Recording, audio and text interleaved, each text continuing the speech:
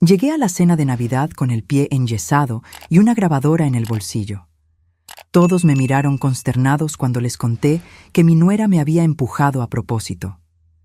Mi hijo se rió en mi cara y dijo que me merecía esa lección.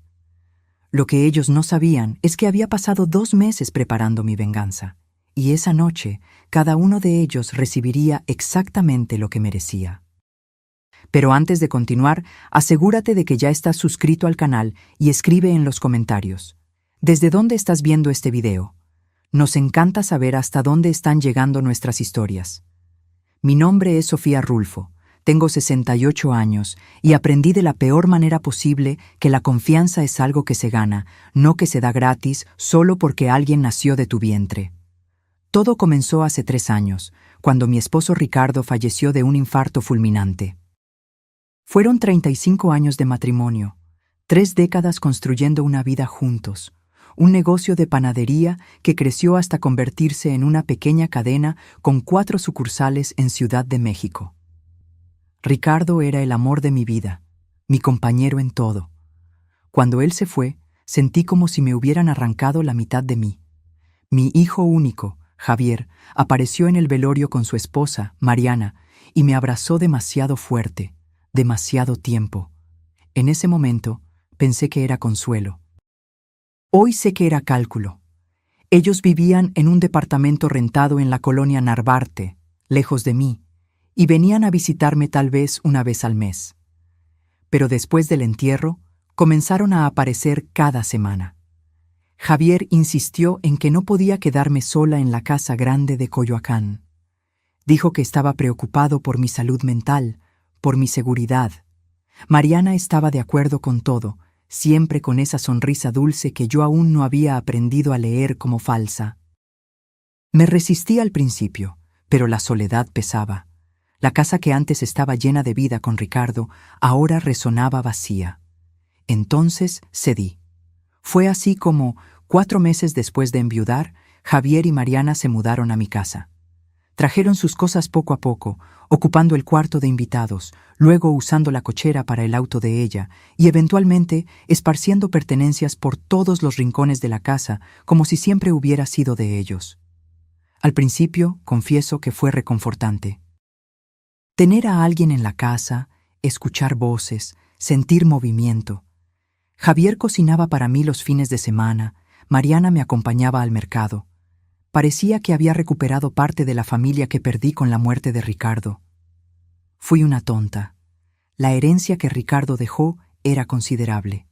Además de la casa, que valía más de $2 millones, estaban las 4 panaderías funcionando bien, generando ganancias mensuales y un ahorro robusto que él había construido a lo largo de los años. En total, el patrimonio rondaba los $4 millones. Javier era mi único heredero, pero mientras yo estuviera viva, todo era mío. La primera petición de dinero llegó 6 meses después de que se mudaron. Javier me abordó una tarde de domingo, mientras yo regaba las plantas del jardín. Tenía esa expresión que conocí desde niño, cuando quería algo pero fingía estar avergonzado de pedirlo. Me dijo que la empresa donde trabajaba estaba pasando por reestructuración y que quizás lo despedirían. Necesitaba $50,000 para invertir en un curso de especialización que le garantizaría un mejor puesto. Como madre, ¿cómo podría negarme? Transferí el dinero al día siguiente. 3 semanas después, fue Mariana quien apareció en mi suite, toda apenada, diciendo que su madre tenía problemas de salud y necesitaba $30,000 para una cirugía particular. Pagué sin cuestionar. Después de todo, éramos familia ahora. Las peticiones se fueron multiplicando. En septiembre, otros $40,000 para una inversión que Javier juraba que se duplicaría en 6 meses. En octubre, $25,000 para arreglar el coche de Mariana después de un accidente. En noviembre, otros $30,000 para una oportunidad imperdible de sociedad en un negocio que nunca se concretó. Cuando diciembre llegó, yo ya había prestado $230,000. Y no veía ni sombra de retorno.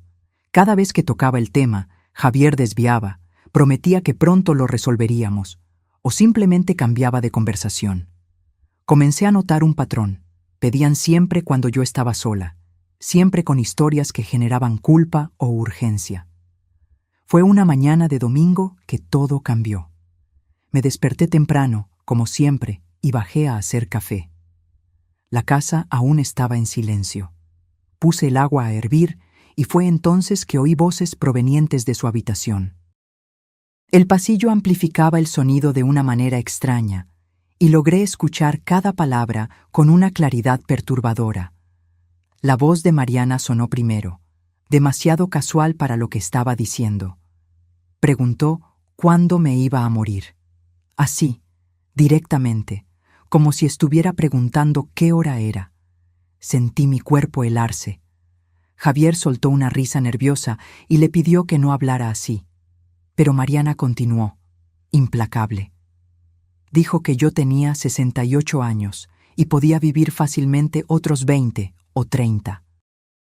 Que ellos no podían esperar tanto tiempo, que necesitaban encontrar una manera de acelerar las cosas o al menos garantizar que, cuando yo muriera, todo pasara directamente a ellos sin complicaciones.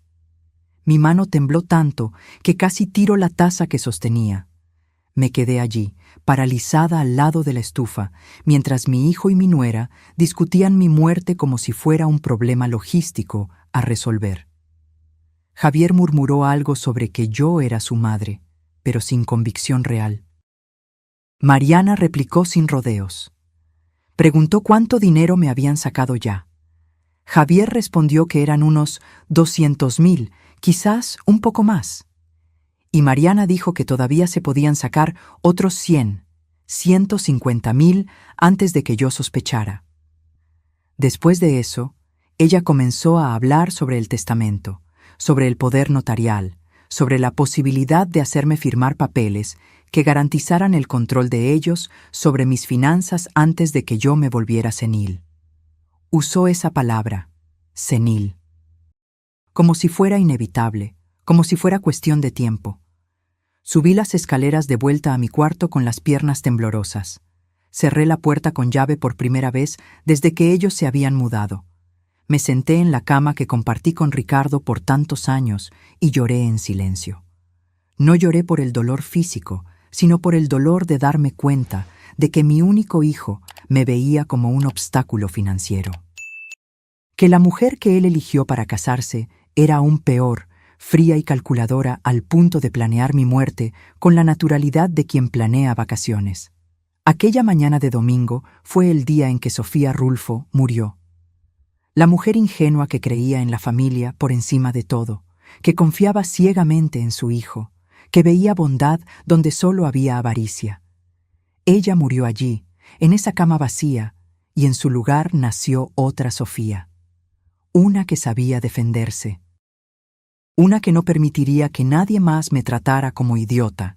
Y esa nueva Sofía estaba a punto de mostrarle a Javier y Mariana que habían elegido a la víctima equivocada. Pasé los días siguientes observando. No los confronté, no dejé entrever que sabía nada. Seguí siendo la Sofía de siempre frente a ellos. La madre amorosa, la suegra atenta, la viuda solitaria que dependía de la compañía de ambos. Pero por dentro, yo estaba armando un rompecabezas. Comencé a prestar atención a detalles que antes pasaban desapercibidos. La forma en que Mariana siempre aparecía en la sala cuando el cartero traía correspondencia del banco. Cómo Javier desviaba la mirada cuando yo mencionaba las panaderías. Los cuchicheos que se detenían abruptamente cuando yo entraba en una habitación. Todo comenzó a tener sentido, un sentido siniestro y doloroso. Decidí que necesitaba entender la extensión del problema. Agendé una reunión con Roberto Montero, el contador que manejaba las finanzas de las panaderías desde los tiempos de Ricardo. Inventé una excusa cualquiera sobre una revisión de fin de año y fui sola a su oficina en el centro de la ciudad. Roberto era un hombre serio, de unos 60 años, que siempre trató nuestros negocios con discreción y eficiencia. Cuando le pedí que revisara todos los movimientos financieros del último año, tanto personales como de las empresas, frunció el ceño, pero no cuestionó. Lo que descubrí en las 3 horas siguientes me dejó con ganas de vomitar. Además de los 230,000 que yo conscientemente había prestado, había retiros regulares de la cuenta de las panaderías que yo no autoricé. Pequeñas cantidades, 2,000 por aquí, 3,000 por allá, siempre los jueves cuando yo tenía clase de yoga y Javier se quedaba a cargo de firmar algunos documentos de la empresa. Roberto señaló la pantalla de la computadora con expresión grave. Explicó que en total, en los últimos 10 meses, habían sido desviados $68,000 de las cuentas comerciales. Siempre con mi firma digital, a la que Javier tenía acceso como apoderado que yo ingenuamente había nombrado para que me ayudara después de la muerte de Ricardo. Sentí la sangre hervir. No era solo el dinero prestado que quizás nunca volvería. Era robo puro y duro, desvío sistemático de cantidades que ellos creían que yo no notaría porque confiaba en ellos para ayudar a gestionar los negocios. Le pedí a Roberto que hiciera 2 cosas inmediatamente: cancelar todo y cualquier poder notarial que Javier tuviera sobre mis cuentas y negocios, y preparar un informe detallado de todas las transacciones sospechosas. Él sugirió que considerara levantar una denuncia, pero le pedí esperar. Yo aún no sabía exactamente cómo iba a lidiar con aquello, pero quería tener toda la información primero. De vuelta a casa, paré en una cafetería y me quedé allí sentada por más de 1 hora, tomando un té que se enfrió sin que lo bebiera. Mi cabeza giraba con planes, con rabia, con tristeza. $298,000. Ese era el total que Javier y Mariana me habían robado, entre préstamos nunca pagados y desvíos de las empresas. Pero el dinero, me di cuenta, no era ni lo peor. Lo peor era la traición. Lo peor era mirar al hijo que crié, que abracé, que enseñé a andar, y saber que él me veía como una fuente de ingresos, que esperaba mi muerte, que se reía de mí a mis espaldas mientras fingía cariño. Cuando llegué a casa esa tarde, estaban en la sala viendo televisión. Mariana me saludó con esa sonrisa falsa de siempre y preguntó si quería cenar algo especial. Javier comentó que me veía cansada, preocupándose como el hijo dedicado que fingía ser. Les dije que estaba bien, solo un poco de dolor de cabeza, y subí a mi cuarto. Pero antes de subir, me giré y los observé a ambos.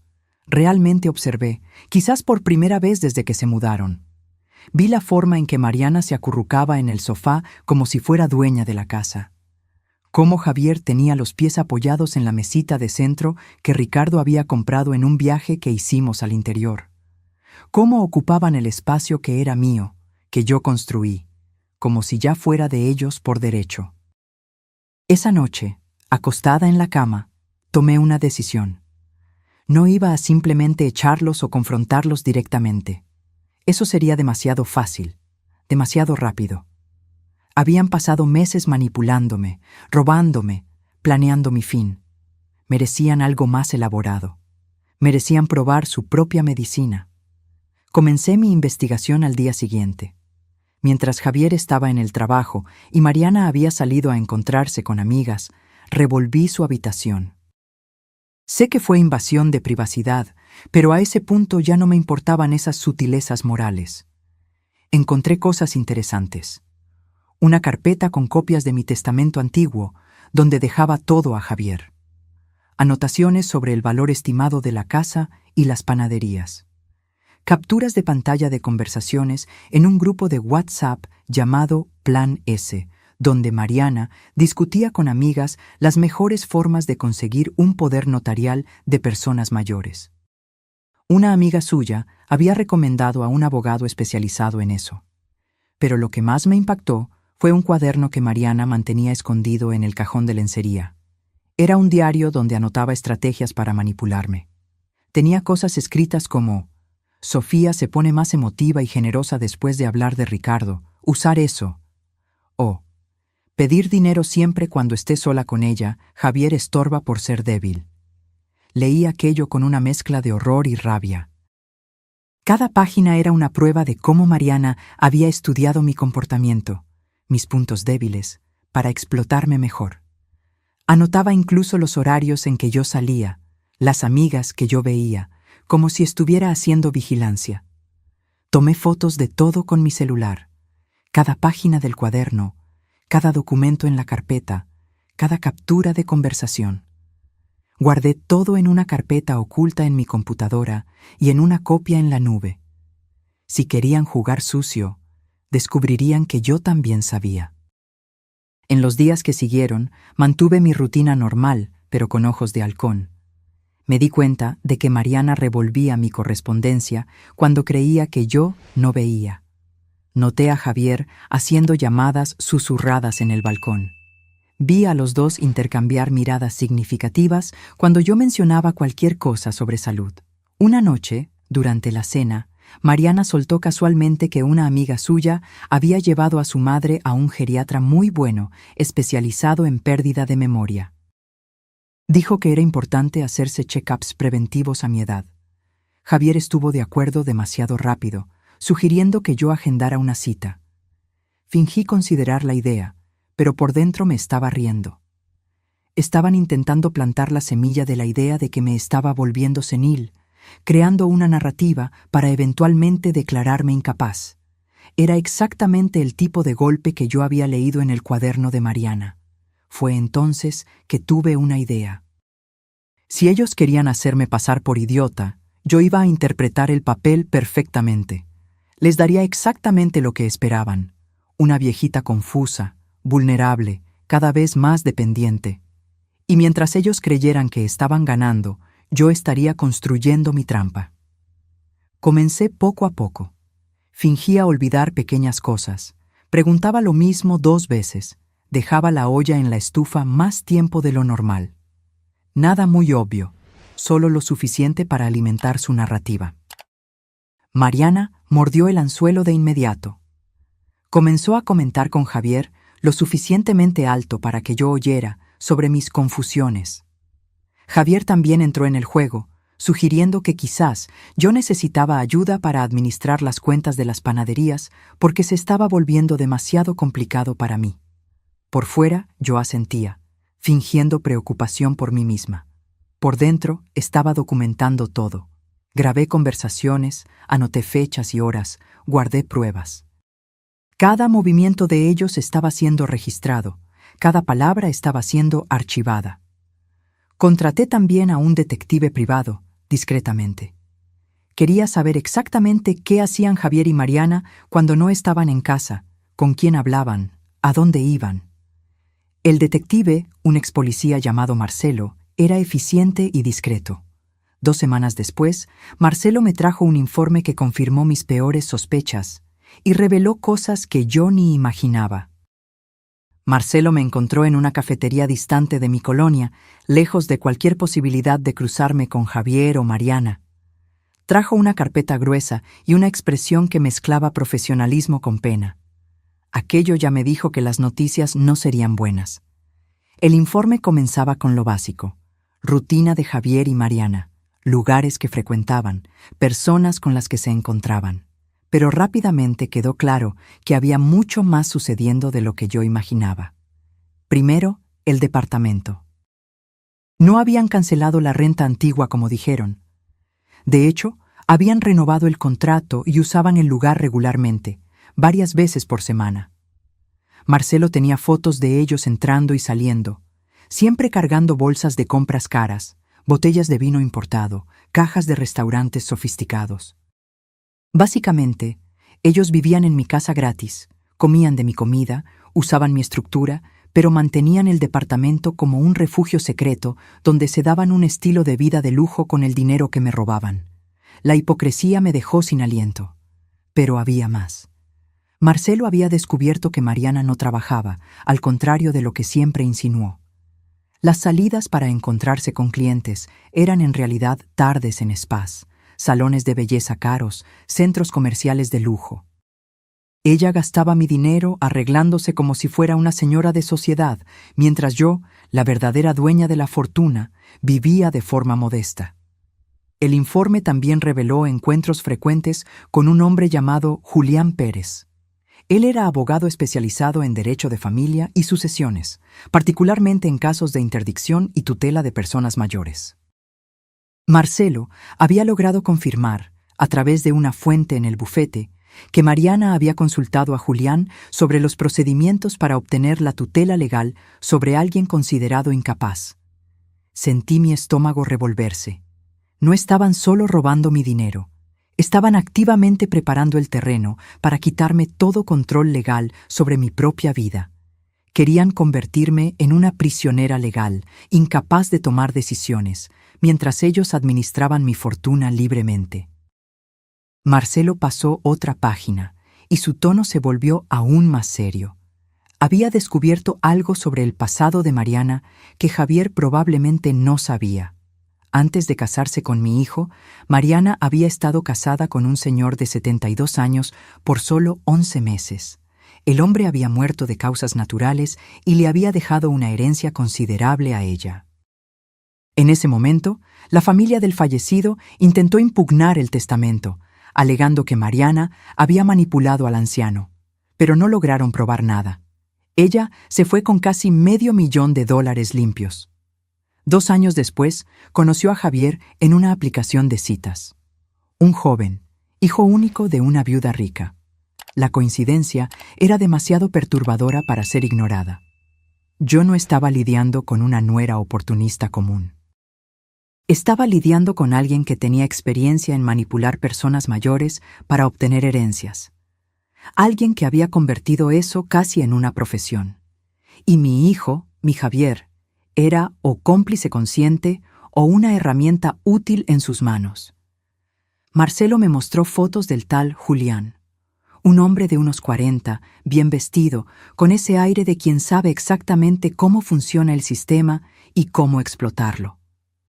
Aparentemente, tenía un historial de ayudar a familias a obtener la tutela sobre parientes mayores, siempre por honorarios altísimos. Su bufete estaba especializado en ese nicho lucrativo y moralmente cuestionable. Le pedí a Marcelo que continuara investigando, especialmente enfocándose en cualquier contacto entre Mariana y personas de su primer matrimonio y cualquier movimiento financiero sospechoso. Él estuvo de acuerdo y prometió tener más información en 2 semanas. Salí de esa cafetería con el informe escondido en mi bolso y una claridad cristalina en la mente. Mariana no era simplemente una vividora oportunista que vio una oportunidad y la tomó.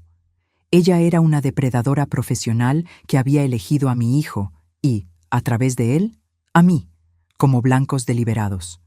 Y Javier, mi propia sangre, había aceptado ese papel, ya fuera por avaricia, debilidad o una combinación de ambas. Esa noche no pude cenar con ellos. Inventé un dolor de cabeza y subí temprano. Pero en realidad me quedé en el cuarto analizando cada página del informe de Marcelo, conectando los puntos, entendiendo la extensión de la trampa en la que había caído. Tenían un plan a largo plazo. Primero, vaciar mis cuentas a través de préstamos y desvíos. Segundo, crear una narrativa de declive mental. Tercero, usar a Julián para obtener la tutela legal. Y luego, con control total sobre mis finanzas y persona, convertirme en un cascarón vacío mientras vivían a costa de mi fortuna hasta que yo muriera naturalmente, o, quién sabe, con una pequeña ayuda. El recuerdo de la conversación que escuché sobre cuándo iba a morir y si podían acelerar las cosas ganó un peso nuevo y más siniestro. Con el historial de Mariana de un esposo anciano que murió convenientemente temprano, no era paranoia considerar que ella pudiera estar planeando algo similar conmigo. Tomé una decisión allí mismo. No iba a simplemente defenderme. Iba a contraatacar. Iba a usar cada información que tenía, cada prueba que Marcelo consiguiera, cada error que ellos cometieran, para darle la vuelta al juego completamente. Cuando terminara con ellos, Javier y Mariana entenderían el verdadero significado de meterse con la persona equivocada. Comencé por lo obvio, alterar mi testamento. Agendé una reunión con mi abogado de confianza, el doctor Augusto Trejo, que manejaba los asuntos legales de las panaderías desde hacía años. Fui a su oficina un día que Javier estaba viajando por trabajo y Mariana, supuestamente, había ido a visitar a su madre. El doctor Augusto me recibió con el cuidado de siempre, ofreciendo café y preguntando por mi salud. Cuando le expliqué que quería hacer alteraciones significativas en el testamento, tomó papel y pluma con expresión atenta. Primero, removí a Javier como heredero universal. En su lugar, dividí mis bienes de forma que las panaderías y la mitad del dinero fueran a una fundación de caridad que ayuda a niños desfavorecidos.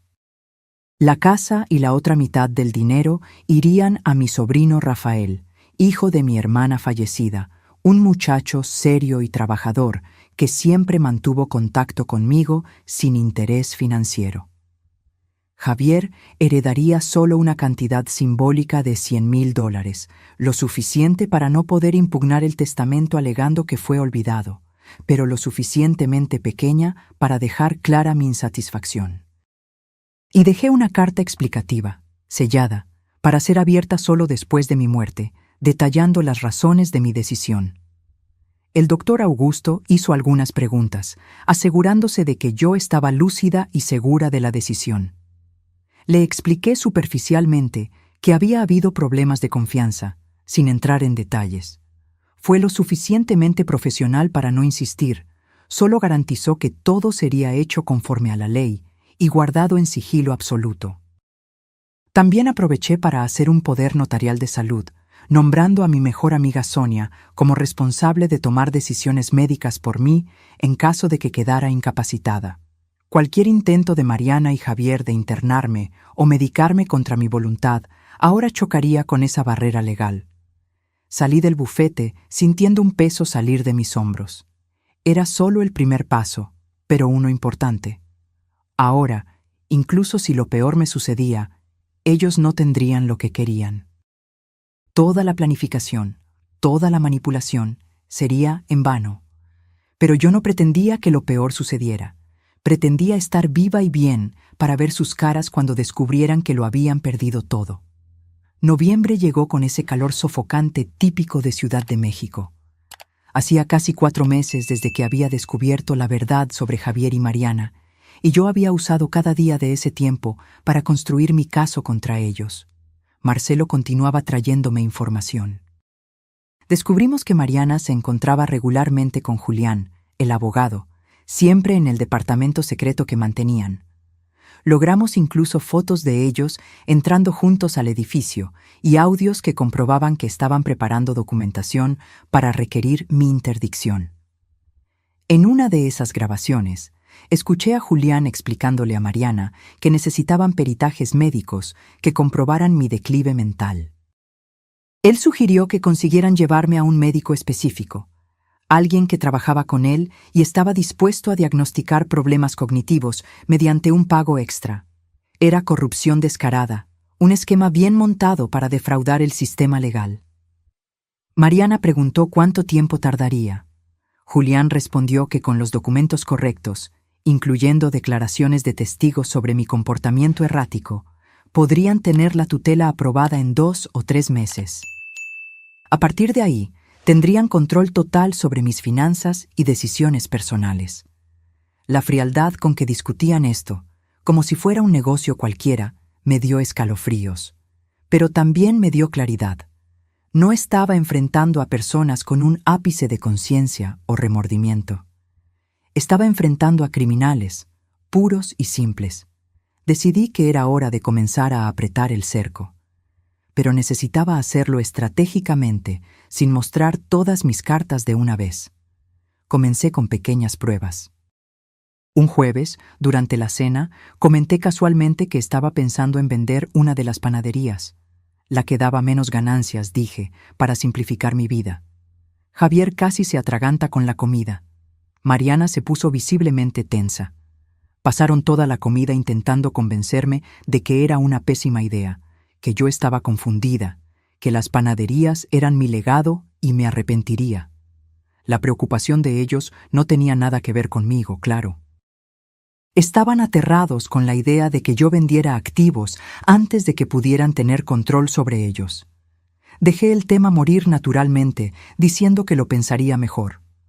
Pero observé cómo se quedaron agitados en los días siguientes. Mariana hizo llamadas urgentes, probablemente a Julián.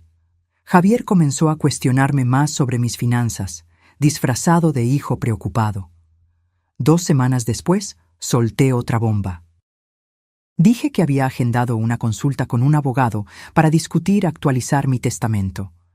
La reacción de ellos fue aún más intensa. Preguntaron inmediatamente qué abogado, por qué creía que era necesario, si había algo que me estuviera preocupando. Mentí diciendo que era solo una revisión de rutina, que el doctor Augusto lo había sugerido. Ellos insistieron en ir conmigo para apoyarme. Me negué amablemente, diciendo que necesitaba hacerlo sola, que era importante para mí mantener alguna independencia en mis decisiones. Esa noche, después de que fingí ir a dormir, me senté en la esquina oscura del pasillo y escuché la discusión de ellos en el cuarto. Estaban en pánico. Mariana decía que necesitaban acelerar el proceso de interdicción, que yo estaba comenzando a hacer cosas que podrían comprometer el plan. Javier estaba de acuerdo, pero parecía indeciso, preocupado si conseguirían pruebas suficientes. Mariana entonces sugirió algo que me heló hasta los huesos. Dijo que quizás necesitaban crear algunas evidencias, hacerme parecer más confusa de lo que realmente estaba. Javier preguntó cómo. Ella respondió que había formas. Medicamentos mezclados en la comida podrían causar confusión mental temporal.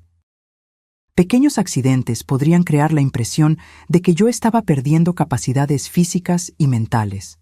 Escuché aquello y sentí, por primera vez, miedo real. No estaban solo planeando robarme. Estaban dispuestos a drogarme, a lastimarme, a deliberadamente destruir mi salud para alcanzar sus objetivos. Volví a mi cuarto con las piernas temblorosas y por primera vez en meses lloré de verdad. Lloré por la pérdida del hijo que creí tener. Lloré por mi ingenuidad al confiar en ellos. Pero principalmente lloré de rabia, una rabia profunda y fría que se instaló en mi pecho y no salió más. Al día siguiente, llamé a Marcelo y le conté sobre la conversación.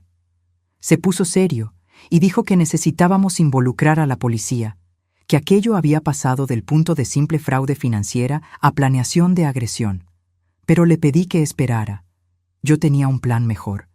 Si Mariana quería hacerme parecer confusa, yo le daría exactamente eso. Pero de una forma controlada, documentada, que al final se volvería contra ella. Comencé a interpretar el papel de la viejita que pierde la cabeza, pero de forma exagerada, casi teatral. Fingía olvidar dónde había puesto cosas, pero luego las encontraba frente a ellos en lugares obvios. Preguntaba lo mismo 2 veces seguidas, pero siempre sobre asuntos sin importancia. Dejaba luces encendidas, puertas abiertas, ollas vacías en la estufa. Nada peligroso, pero todo muy visible. Y lo más importante, documentaba todo. Instalé cámaras ocultas en puntos estratégicos de la casa, pequeñas, discretas, que grababan todo en alta definición y se guardaban automáticamente en la nube. Cada movimiento de ellos, cada conversación, cada mirada conspiratoria estaba siendo registrada. Mariana mordió el anzuelo con voracidad. Comenzó a invitar a amigas a casa, siempre cuando yo estaba cerca haciendo algo confuso. Ellas presenciaban mis olvidos, mi desorganización, y Mariana narraba todo con esa voz de preocupación falsa. Yo sabía que estaba construyendo su red de testigos. Lo que ella no sabía es que mis cámaras captaban las conversaciones después de que yo salía. Captaban a Mariana diciéndoles a sus amigas que yo estaba peor de lo que parecía, que ya no podía cuidar de mí misma, que pronto necesitarían tomar medidas legales. Captaban las risas cuando creían que yo no oía, los comentarios sobre lo bueno que sería cuando tuvieran acceso a todo el dinero. Javier también entró en el juego, pero de forma diferente. Comenzó a llevar documentos a casa, papeles de las panaderías que necesitaban mi firma, solo que ahora él revisaba cada firma mía, comparaba con anteriores, buscando señales de temblor o descoordinación que pudiera usar como prueba de declive. Entonces comencé a firmar algunas cosas con la mano temblando a propósito. Otras veces firmaba perfectamente. Quería crear inconsistencia, darles esperanza pero nunca certeza total. Verlos frustrados, intentando descifrar mi estado real Era casi satisfactorio. Pero todo cambió una tarde de diciembre, 3 semanas antes de Navidad. Yo había ido al supermercado a hacer compras. Al volver, con las bolsas en la mano, subí los 3 escalones de la entrada de la casa como hacía desde hacía 20 años. Solo que esta vez sentí algo empujarme por la espalda. No fue un tropiezo accidental. Fue un empujón deliberado, fuerte, con las 2 manos extendidas en mi espalda. Perdí completamente el equilibrio, las bolsas volaron y caí de lado en la escalera de concreto. El dolor fue inmediato y atroz. Sentí algo tronar en mi pie derecho en el momento del impacto. Grité, más de shock que de dolor, e intenté voltearme para ver quién me había empujado. Era Mariana. Estaba allí, parada en lo alto de la escalera, con una expresión que no era de susto o preocupación. Era de satisfacción fría. Nuestros ojos se encontraron por un segundo, y en ese segundo vi todo. Lo había hecho a propósito. Me había empujado deliberadamente, calculando que la caída me lastimaría. Antes de que pudiera decir cualquier cosa, oí pasos rápidos. Javier apareció viniendo de dentro de la casa. Me miró caída, miró a Mariana, y entonces hizo algo que rompió el último pedazo de mi corazón que aún guardaba esperanza por él. Él se rió. No fue una risa nerviosa de sorpresa. Fue una risa genuina, de aprobación, casi de orgullo. Y entonces dijo, con una voz que yo nunca había oído salir de la boca de mi hijo, algo que quedaría grabado en mi memoria para siempre. Fue para darte una lección, como te mereces. Me quedé allí, tirada en la escalera, con el pie palpitando de dolor, mirando al hombre que yo di a luz, cargué por 9 meses, crié con todo el amor que tenía y escuché que me decía que merecía ser agredida, que merecía ser lastimada, que aquello era una lección. Mariana bajó los escalones tranquilamente, recogió las bolsas que se habían caído y entró en la casa como si nada hubiera pasado. Javier se quedó allí un segundo más, la sonrisa aún en su rostro, antes de seguir a su esposa. Me dejaron allí. No llamaron ayuda, no ofrecieron apoyo, no demostraron un ápice de remordimiento. Simplemente me abandonaron en la entrada de la casa, con el pie roto, como si yo fuera basura desechable. Fueron los vecinos quienes me encontraron. Doña Marta, que vive 3 casas más adelante, estaba volviendo de la farmacia y me vio. Gritó pidiendo ayuda, llamó a su esposo, y juntos me ayudaron a entrar en su coche para llevarme al hospital. En el camino, con el dolor pulsando en mi pierna y lágrimas escurriendo silenciosas por mi rostro, hice una elección. Aquello había sido el último error de ellos, el error que transformaría todo mi dolor, toda mi rabia, toda mi planificación, en acción concreta. Habían cruzado la línea de la manipulación psicológica a la violencia física, y eso lo cambiaba todo. En la sala de urgencias, mientras esperaba atención, llamé a Marcelo. Le expliqué lo que había pasado. Se quedó en silencio por un momento. Luego preguntó si yo tenía certeza absoluta de que había sido a propósito. Respondí que tenía certeza, que Mariana me había empujado a propósito y Javier lo había aprobado, diciendo que era una lección que yo merecía. Marcelo entonces dijo algo que me sorprendió. Preguntó si había cámaras en la entrada de la casa, y fue ahí que recordé. La cámara externa que yo había instalado semanas atrás, escondida en la lámpara del balcón, apuntada exactamente a la escalera. Si estaba funcionando, había grabado todo. El empujón, la caída, la reacción de ellos, las palabras de Javier. Todo. Le pedí a Marcelo que fuera a mi casa, con alguna excusa cualquiera, y discretamente verificara si la cámara había capturado el incidente. Dijo que iría inmediatamente. 2 horas después, sentada en una silla de ruedas con el pie derecho enyesado hasta la rodilla, recibí un mensaje de Marcelo. Apenas 2 palabras y un emoji. Lo logramos. La cámara había funcionado perfectamente. Había grabado a Mariana mirando alrededor antes de empujarme, verificando si había testigos. Había grabado el empujón en sí, deliberado y fuerte. Había grabado mi caída y mi grito. Y principalmente, había grabado a Javier riendo y diciendo aquellas palabras monstruosas. Era prueba irrefutable de agresión física intencional, y yo pretendía usar cada segundo de esa grabación para destruir completamente sus planes. Los médicos dijeron que mi pie se había fracturado en 2 lugares. Necesitaría cirugía para colocar pernos, seguida de meses de fisioterapia. Me quedé internada esa noche para la cirugía a la mañana siguiente. Javier y Mariana aparecieron en el hospital 2 horas después. Mariana traía flores y una expresión de preocupación que habría ganado un Oscar si fuera actriz. Javier sostenía mi mano y hablaba sobre lo preocupado que estaba, cómo se habían desesperado cuando los vecinos contaron sobre mi caída, como si me hubiera tropezado sola. Los dejé actuar. Dejé que Mariana me acariciara el cabello y dijera que cuidaría de mí durante la recuperación. Dejé que Javier prometiera que no se separaría de mi lado. Y por dentro planeaba cada detalle de lo que vendría a continuación, porque en 2 días sería Navidad, y esa sería una cena de Navidad que ninguno de nosotros jamás olvidaría. La cirugía en mi pie fue exitosa, pero dolorosa. Colocaron 2 pernos de titanio y me dijeron que necesitaría usar el yeso por lo menos 6 semanas, seguido de fisioterapia intensa. Me dieron de alta la tarde del 23 de diciembre, víspera de la víspera de Navidad. Mariana hizo cuestión de recogerme en el hospital, trayendo una silla de ruedas que habían alquilado y actuando como la nuera dedicada que jamás fue. De camino a casa, ella hablaba sin parar sobre cómo había preparado mi cuarto, cómo había comprado almohadas especiales para elevar mi pierna, cómo iba a cuidar de cada detalle de mi recuperación.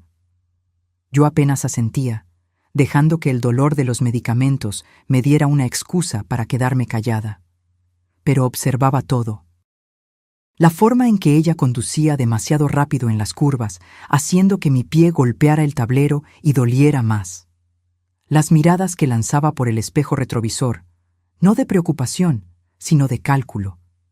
Estaba midiendo mi fragilidad, mi dependencia, viendo hasta dónde podía empujarme ahora que yo estaba literalmente lastimada.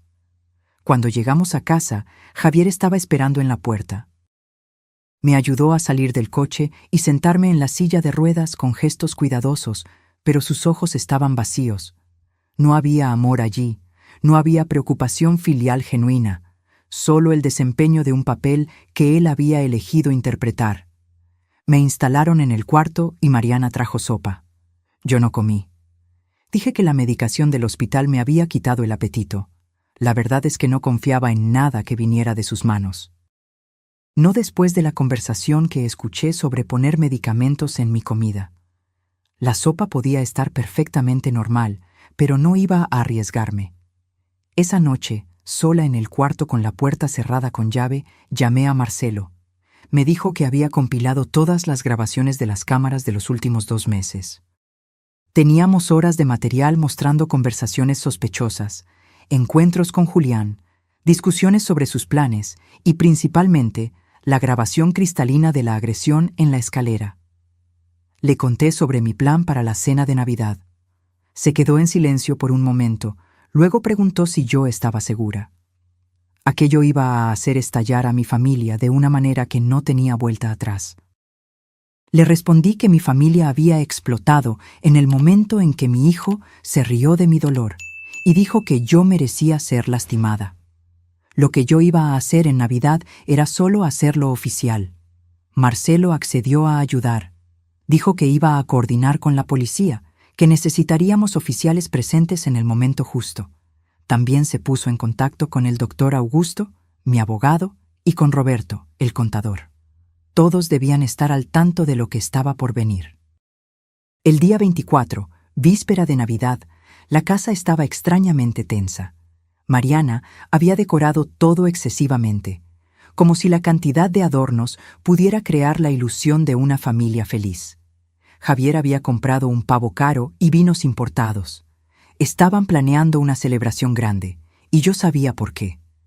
Pensaban que habían ganado, que con mi pie roto, dependiente de ellos físicamente, más frágil y vulnerable que nunca, finalmente me tenían donde querían.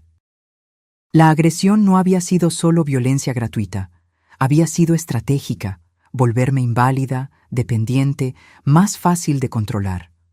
Lo que ellos no sabían es que solo habían acelerado su propia destrucción. En la mañana de Navidad, Mariana entró en mi cuarto toda animada. Dijo que habían preparado un almuerzo especial, que hasta habían invitado a algunas personas. Le pregunté quiénes. Ella listó los nombres, algunas amigas suyas, aquellas mismas que venían a testificar mis supuestos momentos de confusión, y sorprendentemente, Julián, el abogado. Sentí un escalofrío. Iban a usar la Navidad, con testigos presentes, para crear otro episodio de mi supuesta incapacidad. Probablemente planeaban alguna escena donde yo pareciera confusa o incapaz, justo enfrente del abogado que prepararía los papeles de interdicción. Le dije a Mariana que me sentía lo suficientemente bien para participar en el almuerzo. Ella pareció demasiado satisfecha con eso. Me ayudó a arreglarme, escogió una ropa para mí como si yo fuera una niña y me llevó a la sala en la silla de ruedas. La mesa estaba puesta de forma exagerada. Mucha comida, mucha decoración, mucho de todo. Las amigas de Mariana ya estaban allí, todas saludándome con esa piedad falsa que las personas demuestran cuando creen que estás perdiendo la cabeza. Julián llegó poco después, un hombre de traje caro y sonrisa profesional. Javier hizo las presentaciones. Presentó a Julián como un amigo abogado que estaba ayudando con algunas cuestiones legales de la familia. Julián me estrechó la mano con firmeza medida y me dijo que había oído mucho sobre mí. Apuesto que sí. El almuerzo comenzó con el nerviosismo típico de una celebración forzada. Mariana servía la comida, Javier abría el vino, las amigas charlaban sobre nimiedades. Y yo observaba, esperando.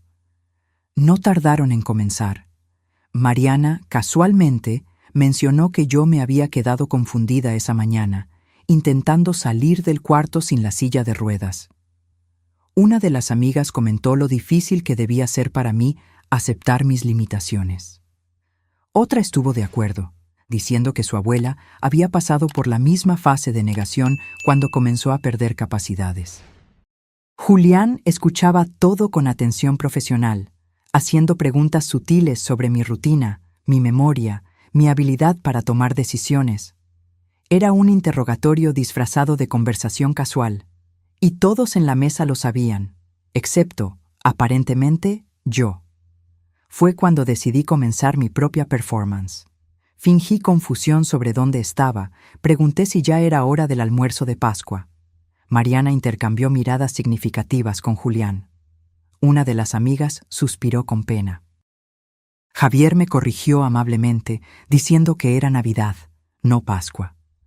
Fingí sorpresa, luego vergüenza.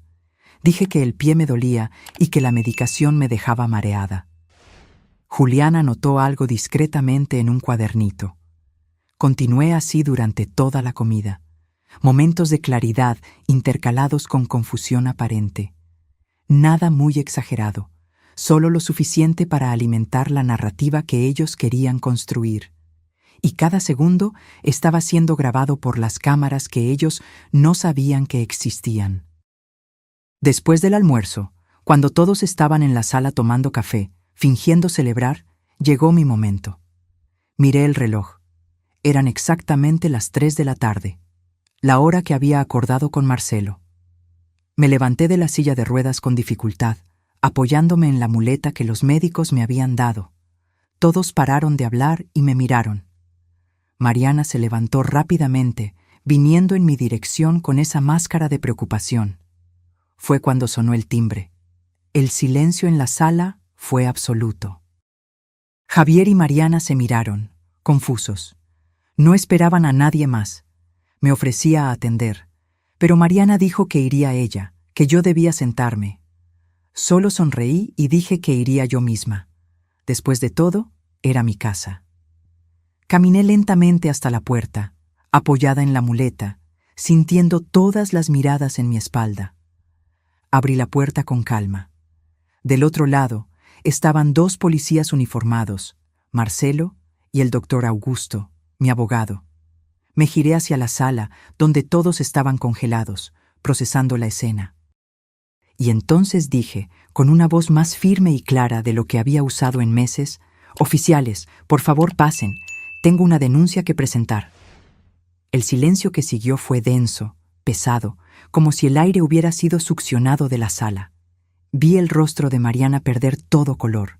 Sus ojos se abrieron de par en par cuando los policías entraron. Javier se quedó de pie, la boca abierta, incapaz de formular palabras. Las amigas de Mariana se miraron confusas. Julián, el abogado, inmediatamente adoptó una postura defensiva, cerrando su cuadernito y cruzando los brazos. El comandante que lideraba la operación, el comandante Silva, un hombre de unos 50 años, con una presencia que imponía respeto, entró en la sala examinando a cada persona presente. Detrás de él, Marcelo cargaba una laptop y el doctor Augusto traía una carpeta gruesa con documentos. Pedí permiso y volví a mi silla de ruedas, no porque lo necesitara, sino porque el drama visual del momento valía cada segundo. Una señora de 68 años, con el pie enyesado, víctima visible de violencia, denunciando a sus propios familiares en el día de Navidad. Era una imagen que se grabaría en la memoria de todos los presentes. El comandante Silva se presentó formalmente y preguntó quiénes eran Javier Rulfo y Mariana Rulfo. Mi hijo y mi nuera se identificaron con voces temblorosas. Una de las amigas de Mariana se levantó nerviosamente, diciendo que quizás sería mejor irse, pero el comandante pidió amablemente que todos permanecieran sentados. Fue entonces que comencé a hablar. Mi voz salió firme, sin vacilación, completamente diferente de la mujer confusa que había estado representando durante el almuerzo. Expliqué que en los últimos meses había sido víctima de desvío sistemático de recursos financieros, totalizando aproximadamente $300,000. Que mi hijo y mi nuera habían obtenido acceso a mis cuentas a través de un poder notarial que les concedí confiando en ellos tras la muerte de mi esposo. Que habían usado ese acceso para robar dinero tanto de mis cuentas personales como de las empresas que yo administraba. Javier intentó interrumpir, diciendo que eran préstamos familiares, malentendidos. El comandante le pidió que esperara su turno para hablar. Continué. Dije que había descubierto a través de investigación particular que mantenían un departamento secreto pagado con mi dinero, donde vivían un estilo de vida de lujo mientras vivían en mi casa gratis. Que Mariana tenía historial de casarse con un anciano que murió convenientemente, dejándola como heredera. Que habían contratado a un abogado especializado en interdicción para declararme mentalmente incapaz. Julián intentó protestar, diciendo que no sabía de lo que yo estaba hablando, que solo prestaba consultoría legal. El doctor Augusto abrió la carpeta y sacó copias de correos electrónicos entre Julián y Mariana, discutiendo exactamente los procedimientos para internarme. El abogado palideció. Pero lo peor, continué, era que después de descubrir que yo estaba investigando, habían comenzado a planear formas de drogarme para crear evidencias falsas de declive mental. Y que hace 3 días, mi nuera me había empujado deliberadamente en la escalera, rompiéndome el pie. Mariana explotó. Gritó que yo me había caído sola, que estaba delirando, que la medicación me estaba volviendo paranoica.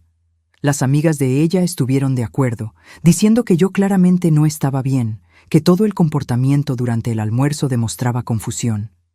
Fue cuando Marcelo abrió la laptop. En la pantalla grande que conectó a la televisión de la sala, comenzó a rodar la grabación de la cámara externa.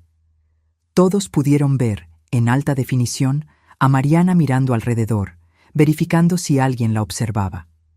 Después, con movimientos deliberados y claros, poniendo las 2 manos en mi espalda y empujándome con fuerza. La sala entera pudo ver mi caída, escuchar mi grito de dolor, y luego pudo ver y oír a Javier saliendo de casa, mirándome caída y riendo. Su voz salió clara de los altavoces. Fue para darte una lección, como te mereces. El silencio que siguió Fue absoluto.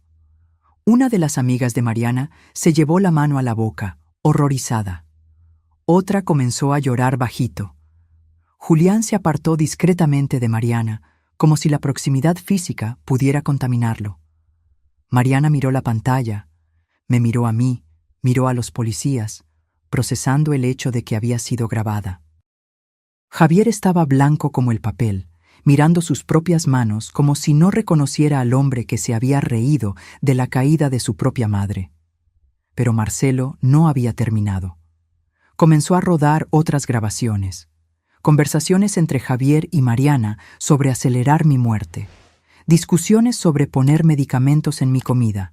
El audio de la consulta con Julián sobre los procedimientos de interdicción. Las visitas al departamento secreto. Cada video, cada audio, era un martillazo en la defensa que intentarían construir. No había forma de negar, no había forma de justificar. Estaba todo allí, registrado, fechado, autenticado. Cuando los videos terminaron, el comandante Silva se dirigió a Javier y Mariana. Dijo que estaban siendo arrestados en flagrante por lesiones corporales dolosas, en el caso de Mariana, y por complicidad y amenaza, en el caso de Javier. Que otros crímenes serían investigados, incluyendo desvío de recursos, estafa y conspiración. Mariana intentó correr. Literalmente intentó correr por la puerta de la cocina, pero uno de los policías la interceptó con facilidad. Comenzó a gritar, diciendo que yo había planeado todo, que había falsificado las evidencias, que estaba intentando robarles la herencia que era de ellos por derecho. La ironía de sus palabras no pasó desapercibida para nadie en la sala. Javier, por otro lado, se desplomó. Se sentó en el suelo, la espalda contra la pared, y comenzó a llorar. No eran lágrimas de remordimiento, me di cuenta. Eran lágrimas de autocompasión, de un hombre que había tirado todo por avaricia y había perdido. Los policías los esposaron. Mariana seguía gritando, luchando contra las esposas, profiriendo amenazas e insultos. Javier solo lloraba en silencio, el rostro escondido entre las manos. Antes de llevárselos, el comandante Silva me preguntó si quería decir algo. Miré a mi hijo, aquel hombre que yo cargué, crié, amé incondicionalmente por 28 años. Aquel hombre que se rió cuando me vio caída, lastimada, sangrando. Y dije solo una cosa. Ya no eres mi hijo, no a partir del momento en que decidiste que yo valía más muerta que viva. Javier me miró, los ojos rojos de tanto llorar, e intentó hablar. Intentó decir que lo lamentaba, que había sido influenciado, que nunca quiso que llegara a ese punto. Pero levanté la mano, silenciándolo. No había nada que él pudiera decir que cambiara lo que había hecho. No había excusa. No había justificación, no había perdón posible para alguien que planea la muerte de su propia madre. Los policías se los llevaron.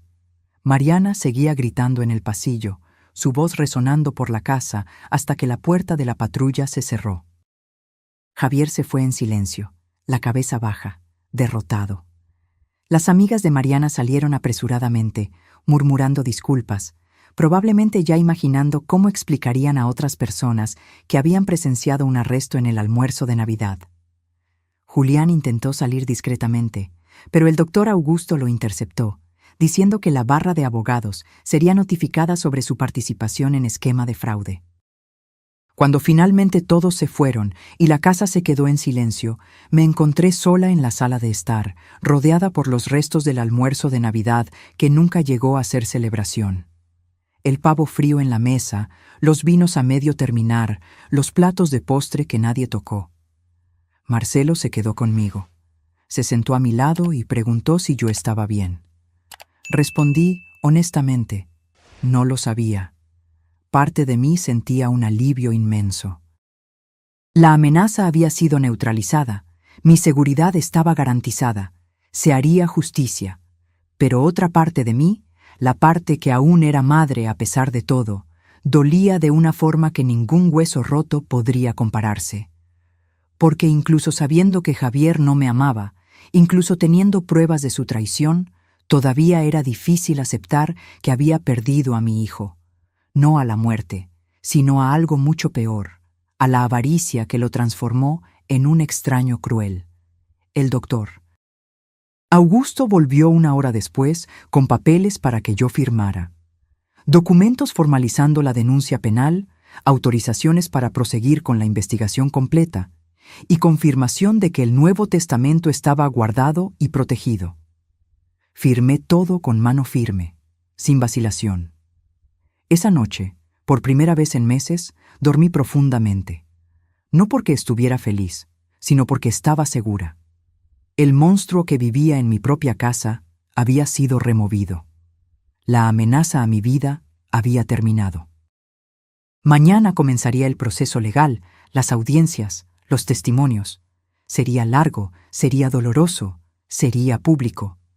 Pero yo estaba lista, porque Sofía Rulfo ya no era la viuda ingenua y confiada que había sido. Era una sobreviviente, y las sobrevivientes no se rinden. Los días que siguieron a la Navidad fueron un torbellino de actividad legal y atención mediática que yo no esperaba. La historia de una madre siendo agredida y robada por su propio hijo y nuera llamó la atención de periódicos locales, luego de portales de noticias más grandes. Reporteros acamparon frente a mi casa, pidiendo entrevistas, queriendo detalles. Marcelo me aconsejó que no hablara con la prensa hasta que el proceso legal estuviera más avanzado. El doctor Augusto estuvo de acuerdo, diciendo que cualquier declaración pública podría ser usada por la defensa de Javier y Mariana. Entonces me mantuve en silencio, lo que solo aumentó la curiosidad pública. Lo que descubrimos en las semanas siguientes, conforme la policía profundizó la investigación, fue mucho más allá de lo que yo imaginaba. Mariana no solo tuvo un esposo anterior que murió convenientemente, tuvo 2. El primero, que nadie sabía por qué ella usaba nombre de soltera diferente en la época, había sido un empresario de 65 años que murió de ataque al corazón solo 6 meses después de la boda. Ella heredó un departamento y cerca de $200,000. El segundo esposo, aquel que yo ya sabía, el señor de 72 años, había dejado aún más. Sumados, Mariana había heredado más de $1 millón de 2 esposos ancianos que murieron en circunstancias que, aunque oficialmente naturales, eran estadísticamente muy convenientes. La policía reabrió ambos casos para investigación. Exhumaron cuerpos, revisaron peritajes médicos, entrevistaron a familiares. Y comenzaron a encontrar patrones. En ambos casos, los hombres habían sido saludables hasta que conocieron a Mariana. Después del matrimonio, rápidamente desarrollaron problemas cardíacos, hipertensión descontrolada, episodios de confusión que resultaban en caídas y accidentes. Un toxicólogo fue llamado para revisar los peritajes antiguos.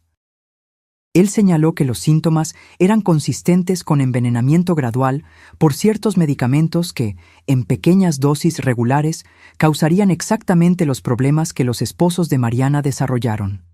Eran sustancias difíciles de detectar en autopsias de rutina, especialmente cuando los médicos ya esperaban encontrar problemas cardíacos debido a la edad. Cuando me contaron esto, sentí un escalofrío en la espalda, porque me di cuenta de cuán cerca había estado de ser la tercera víctima. Si no hubiera descubierto el plan a tiempo, si no hubiera parado de comer la comida que Mariana preparaba, quizás ahora mi obituario estaría en los periódicos como muerte natural por complicaciones de salud. Javier también estaba siendo investigado más profundamente. Descubrieron que tenía deudas de juego que me ocultó. Casi $100,000 debidos a prestamistas, contraídos incluso antes de conocer a Mariana. Cuando Mariana entró en su vida con dinero de herencias, debió parecer la solución perfecta. Y cuando el dinero de ella se acabó, yo me convertí en el siguiente objetivo. La Fiscalía construyó un caso sólido. Acusación de lesiones corporales graves para Mariana, estafa para ambos, asociación delictuosa, y para Julián, el abogado, participación en esquema de fraude.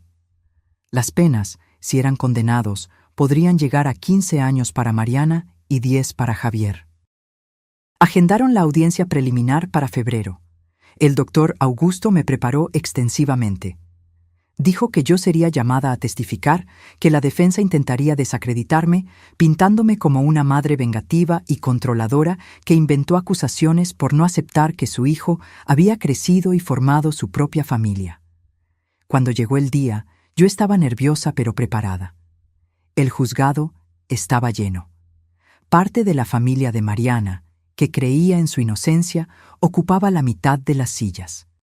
La otra mitad estaba llena de curiosos y periodistas. Entré apoyada en muletas, mi pie aún enyesado sirviendo como recordatorio visual de la violencia que sufrí. Javier y Mariana ya estaban allí, sentados con sus abogados.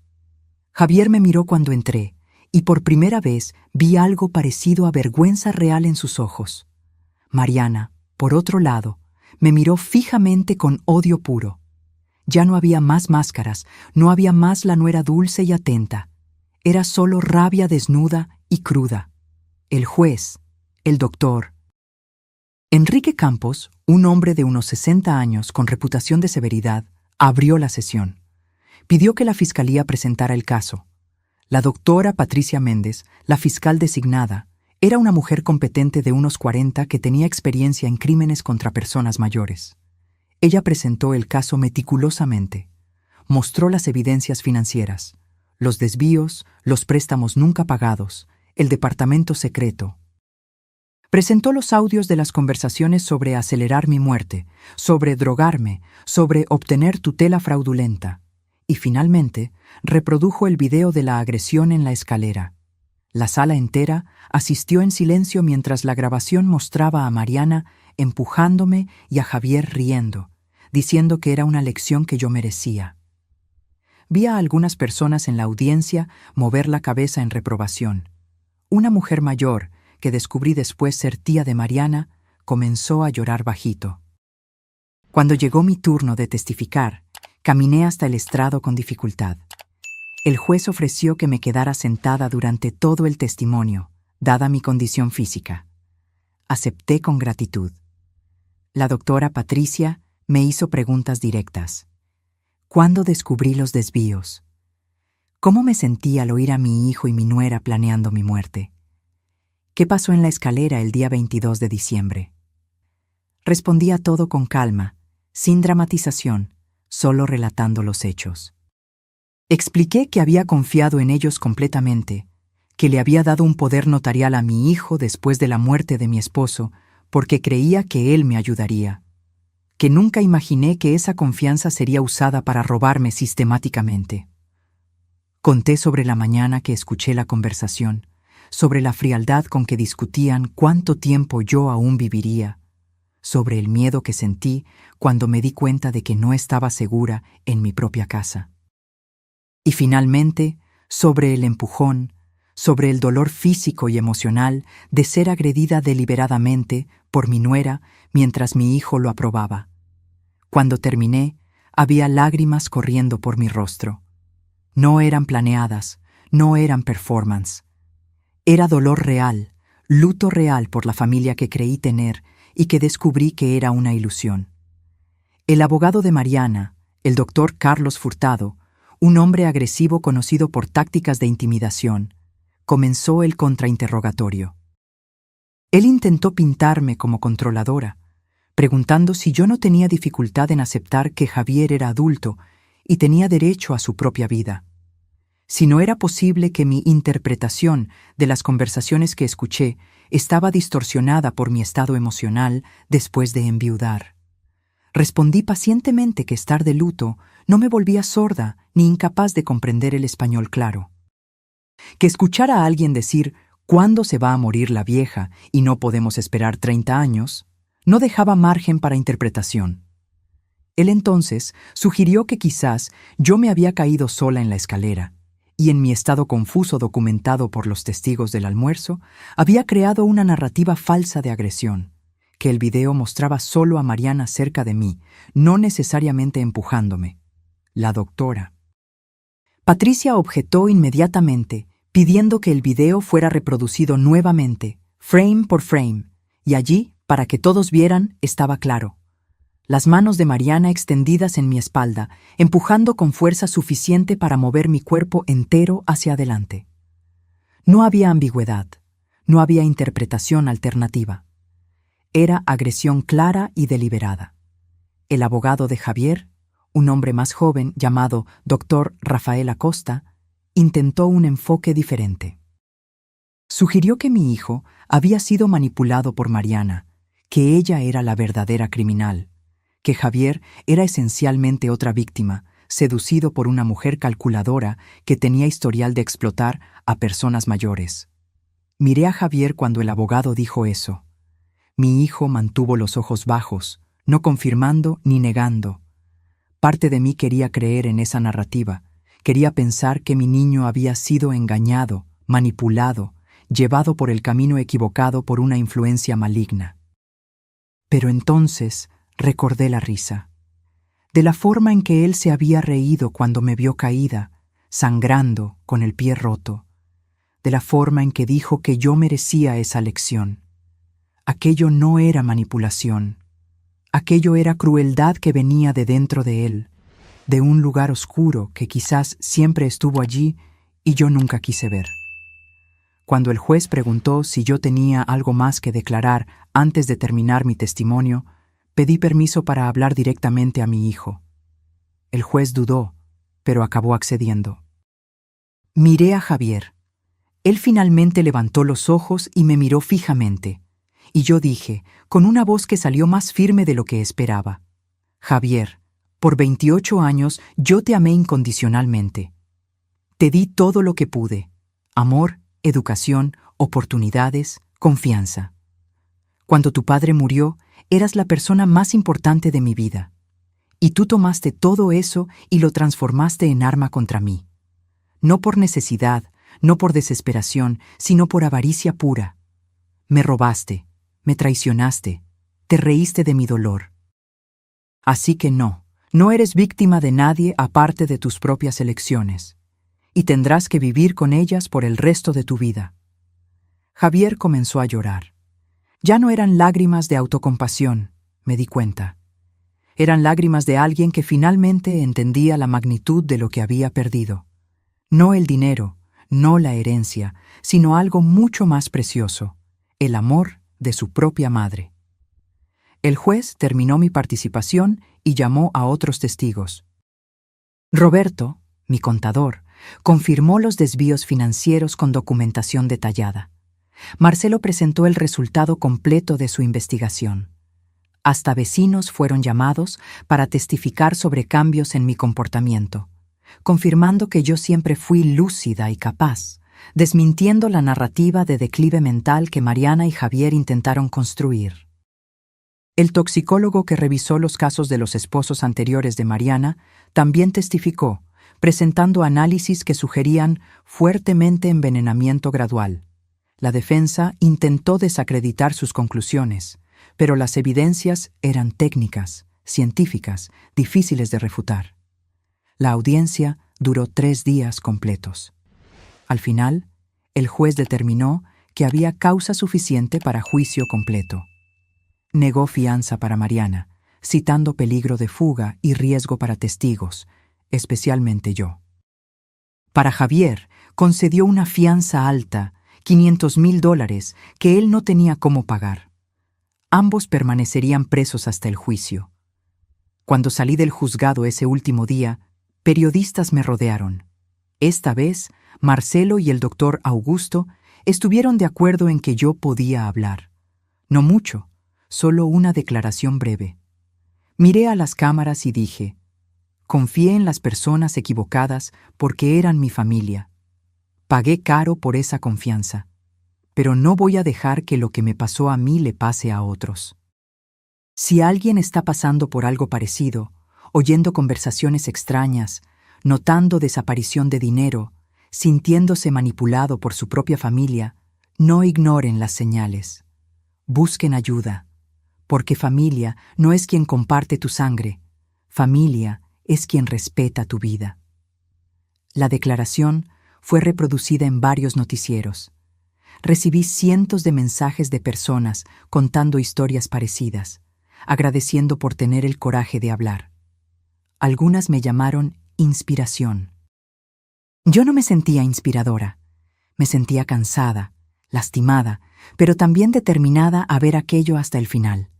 El juicio fue agendado para mayo, 4 meses después. Mientras tanto, mi vida comenzó lentamente a reconstruirse. El yeso salió, comencé fisioterapia, recuperé la movilidad. Volví a administrar las panaderías personalmente. Me reconecté con amigos que había descuidado. Comencé a vivir de nuevo.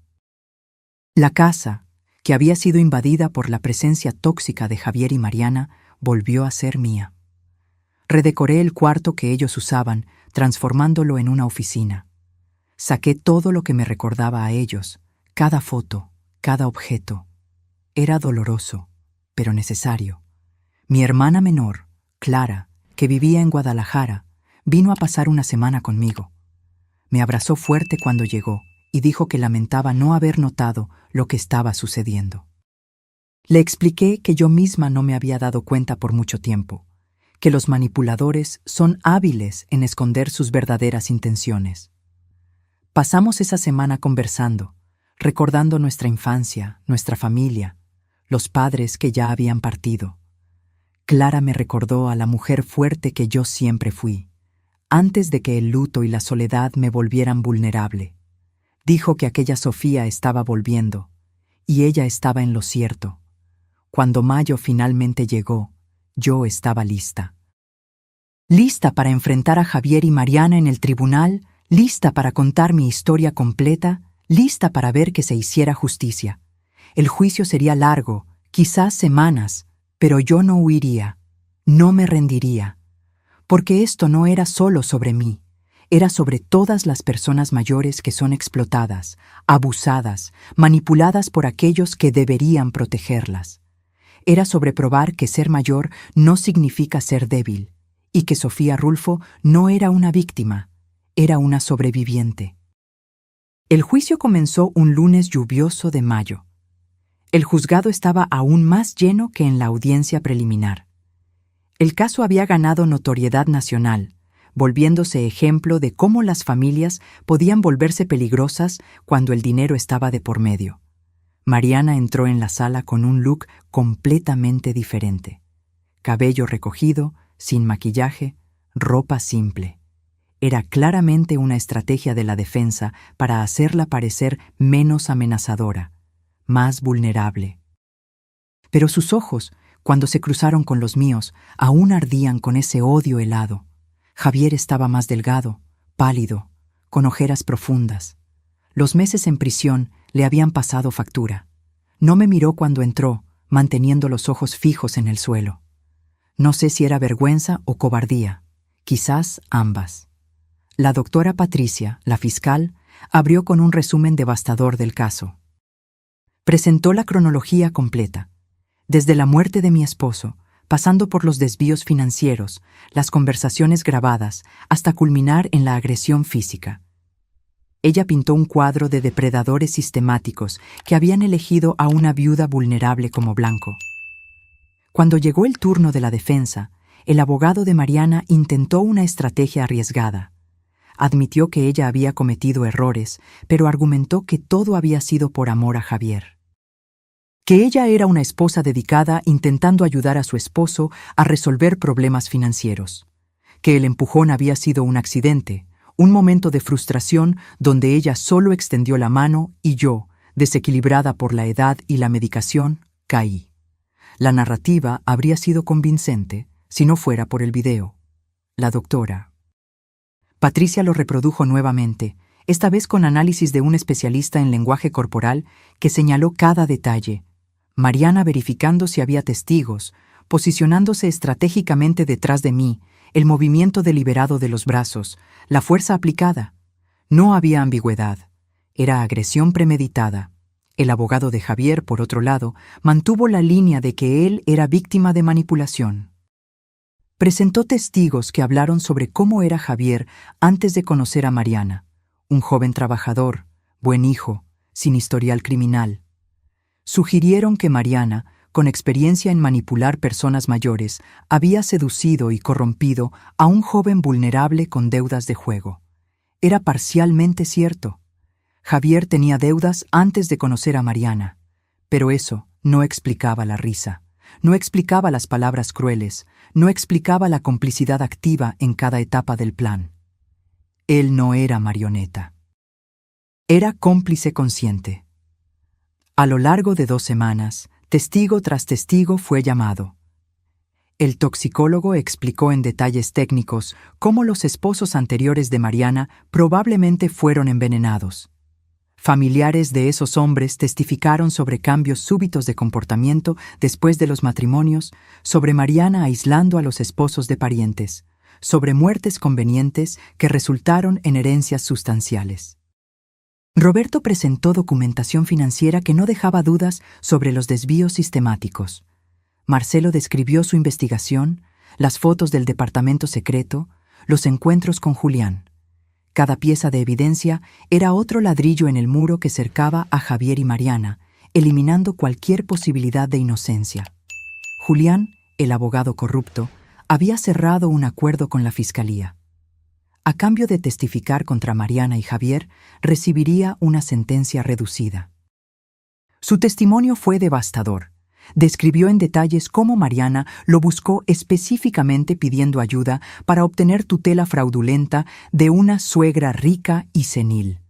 Contó que Mariana había pedido indicación de médicos dispuestos a suministrar peritajes falsos, de testigos que podrían ser comprados. Que el plan era declararme incapaz, obtener control total de las finanzas, y entonces, usando sus palabras, esperar a que la naturaleza siguiera su curso con o sin ayuda. Esa última parte causó conmoción en la sala.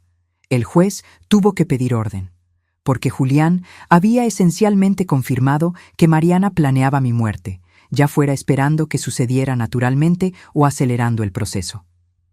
Cuando llegó mi turno de testificar nuevamente, esta vez en el juicio completo, subí al estrado con paso firme. Mi pie había cicatrizado completamente, aunque aún sentía dolor en días de lluvia. Pero ya no necesitaba muletas, no mostraba más fragilidad física. Quería que el jurado me viera como era, una mujer de 68 años perfectamente capaz, lúcida, fuerte. La doctora Patricia me guió nuevamente por la historia completa. Esta vez pude hablar más libremente, añadir detalles emocionales que en la audiencia preliminar se habían quedado fuera. Hablé sobre cómo fue escuchar por primera vez a mi hijo y mi nuera discutiendo mi muerte, cómo aquello rompió algo dentro de mí que nunca sería completamente reparado. Hablé sobre el miedo a comer la comida que Mariana preparaba, sobre dormir con la puerta cerrada con llave en mi propia casa, sobre vivir en constante estado de alerta, sobre cómo cada sonrisa de ellos, cada palabra de cariño, era como una puñalada porque yo sabía que era falso. Y hablé sobre la escalera, sobre el segundo antes del empujón, cuando nuestros ojos se encontraron y vi en las pupilas de Mariana no rabia repentina, sino intención fría y calculada. Sobre el dolor físico del hueso rompiéndose, sí, pero principalmente sobre el dolor emocional de entender que mi propio hijo, mi sangre, había aprobado esa violencia contra mí. Cuando terminé, había jurados que lloraban discretamente. Algunos evitaban mirar a Javier y Mariana como si la presencia de ellos fuera contaminante. El contrainterrogatorio fue brutal. Los abogados de defensa intentaron desestabilizarme, sugiriendo que yo era una madre controladora que no aceptaba perder poder sobre su hijo adulto, que estaba usando mis recursos financieros como arma de manipulación, que había interpretado mal conversaciones inocentes a través del filtro de una viuda paranoica y solitaria. Respondí a cada ataque con calma. Presenté hechos, no emociones, números bancarios, no sentimientos heridos, grabaciones claras, no interpretaciones subjetivas. Era imposible desacreditar evidencias tan sólidas, pero ellos lo intentaron. En cierto momento, el abogado de Mariana cometió un error. Preguntó si yo no creía que estaba siendo dramática, que una simple caída en la escalera no justificaba destruir la vida de 2 personas jóvenes con prisión. Lo miré y respondí: ¿una simple caída? Mi pie fue fracturado en 2 lugares, necesité cirugía con pernos de metal, estuve semanas incapacitada. Y usted escuchó el video. La agresión no fue la caída. Fue el empujón deliberado que causó la caída. Y las palabras de mi hijo diciendo que yo merecía aquello. Nada de eso es simple, nada de eso es accidental. Fue violencia premeditada contra una mujer de 68 años por personas que deberían protegerme. El jurado me miraba con expresiones que mezclaban pena y rabia. Pena por mí, rabia por Javier y Mariana. Era exactamente la reacción que la verdad merecía provocar. El juicio se extendió por 3 semanas. Más testigos, más evidencias, más argumentaciones. La defensa trajo psicólogos intentando explicar cómo personas buenas podían hacer cosas malas bajo presión financiera. La fiscalía trajo especialistas en crímenes contra personas mayores mostrando patrones de comportamiento que Javier y Mariana siguieron casi como un manual.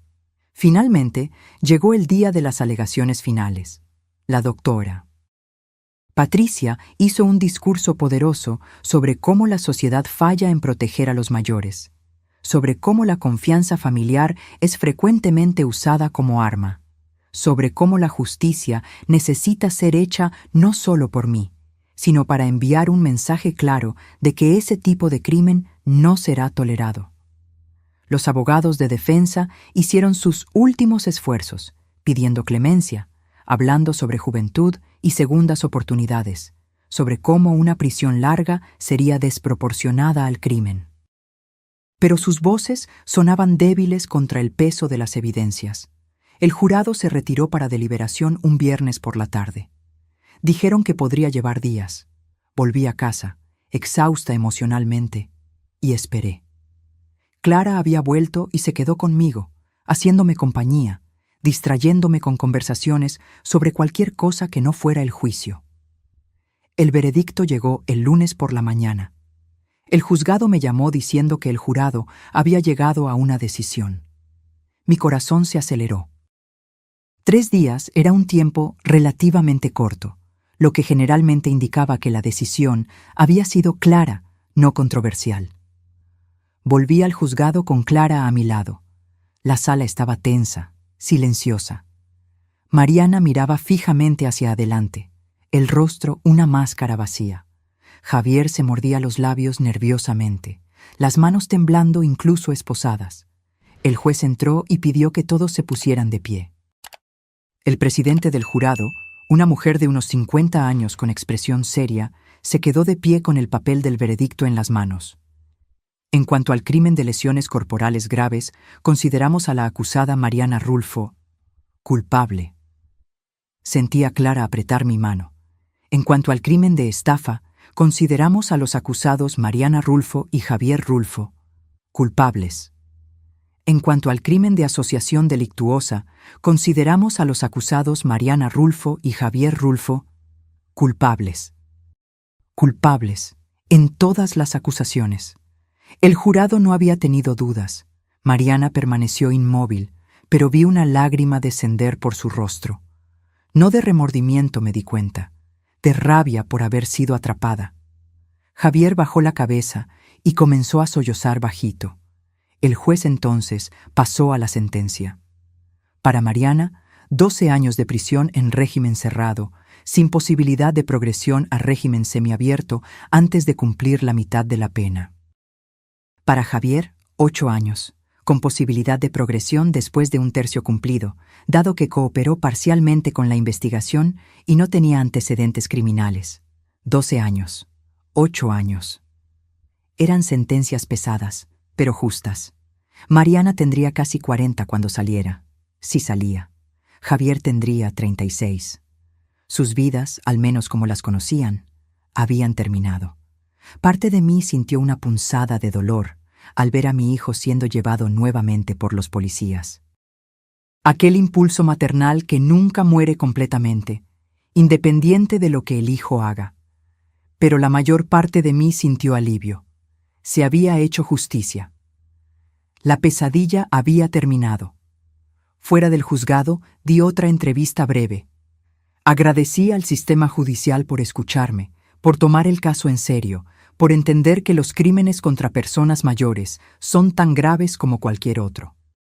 Dije que esperaba que mi historia animara a otros en la misma situación a no tener miedo de denunciar, incluso cuando los abusadores son familia. Hoy, 1 año y medio después de aquella Navidad que lo cambió todo, estoy sentada en el balcón de mi casa tomando el desayuno.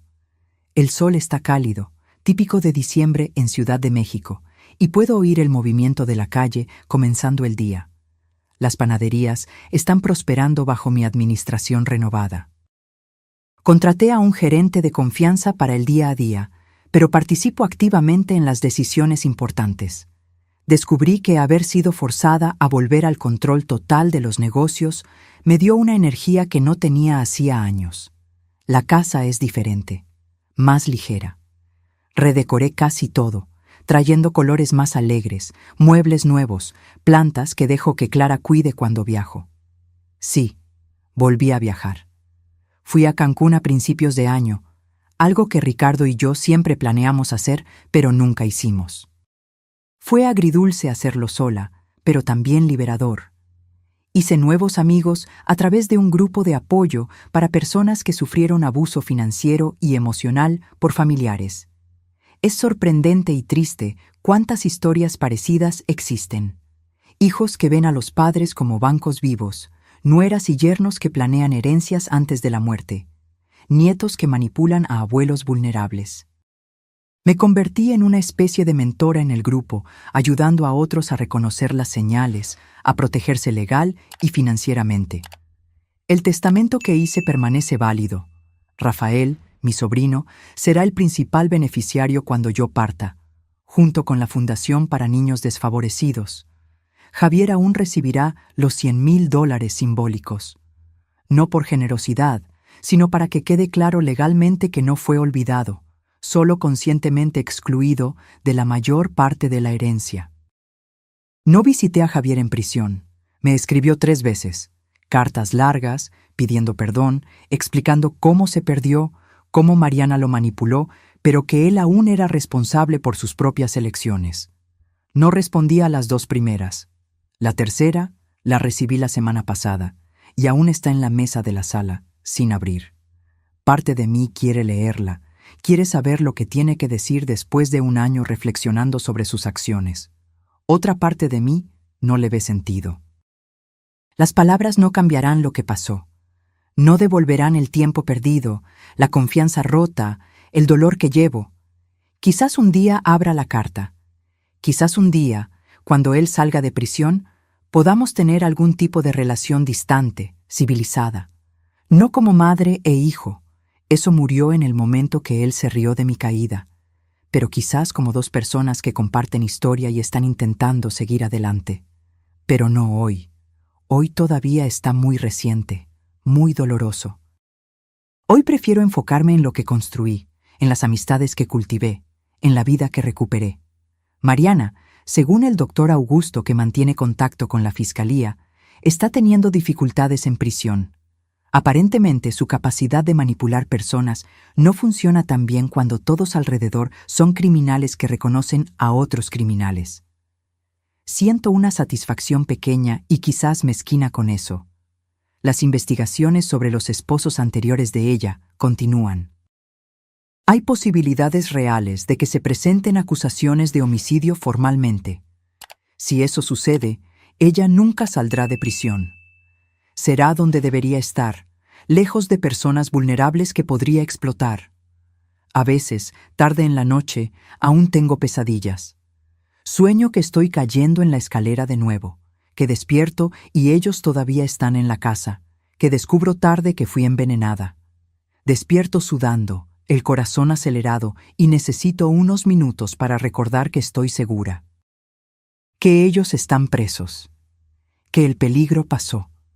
La terapeuta que comencé a ver hace algunos meses dice que es normal, que el trauma lleva tiempo para procesar, que las pesadillas disminuirán eventualmente. Estoy comenzando a creerle. Las pesadillas ya son menos frecuentes de lo que eran al principio. ¿Qué aprendí de todo esto? Que la confianza es preciosa y debe ser dada con cuidado, incluso a la familia. Especialmente a la familia, quizás, porque es ahí donde tenemos más que perder cuando somos traicionados. Que ser mayor no significa ser débil o incapaz, y que no debemos dejar que nadie nos haga sentir así. Aprendí que es posible reconstruir la vida después de la destrucción. Que es posible encontrar fuerza incluso cuando todo parece perdido. Que la justicia, aunque demorada, aún existe. Y que sobrevivir no es solo continuar existiendo, es elegir vivir plenamente a pesar de lo que intentaron hacer contigo.